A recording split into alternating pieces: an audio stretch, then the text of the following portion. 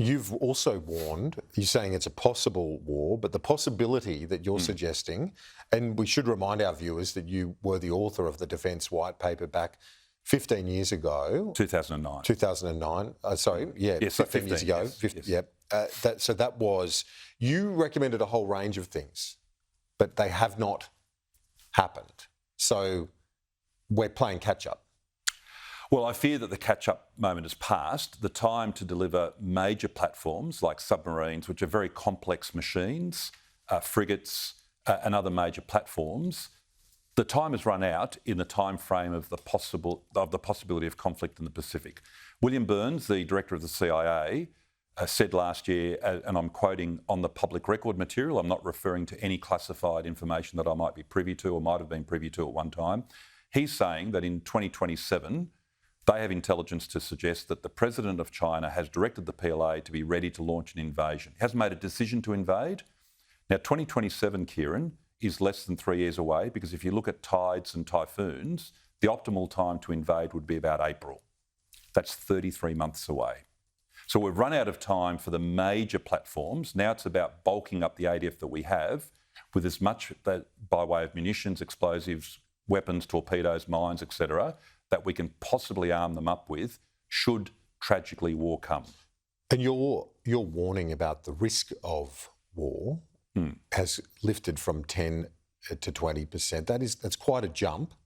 What I said yesterday... So it's 1 in 5. 1 in 5. What I said yesterday is that I think a conservative view of the likelihood of a war between now and the end of the decade is about 10%.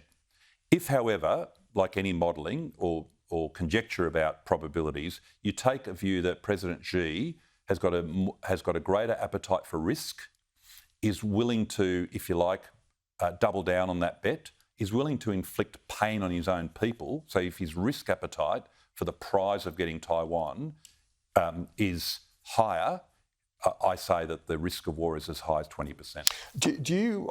I want to ask you about the which is a frightening number. It is super worrying, and we shouldn't be comforted by thinking that there's an 80% chance that war won't come. No, we hope that obviously that doesn't eventuate. If Donald Trump wins in November, was and is a transactional leader. Is there the chance that he trades away Taiwan as part of a grand bargain in a deal that he does, say, with Xi Jinping?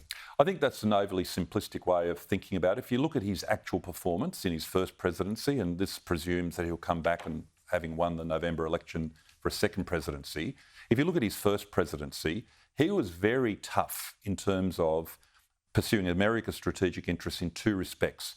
One was this economic primacy, and secondly, its military primacy. I don't see him trading those two things off. I think the Trump administration, and certainly if you look at the officials who served and those who are now writing, who might well serve again, understand that trade follows the flag. If the American flag retreats from East Asia, the Western Pacific, the Indian Ocean, so will American trade. Just think about this. If China is predominant in the region, strategically, militarily, territorially, politically, do you really think countries are going to have stringent foreign investment screening? Do you think that they'll exclude Chinese companies from, say, building 6G technology?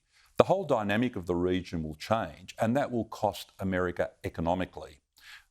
Leaving aside the question of the the semiconductor chips that are predominantly built in, or manufactured, I should say, in Taiwan. But Donald Trump does like to consider himself the grand deal maker, doesn't he? And it might... His book was called The Art of the Deal. Indeed. He could end up just doing that.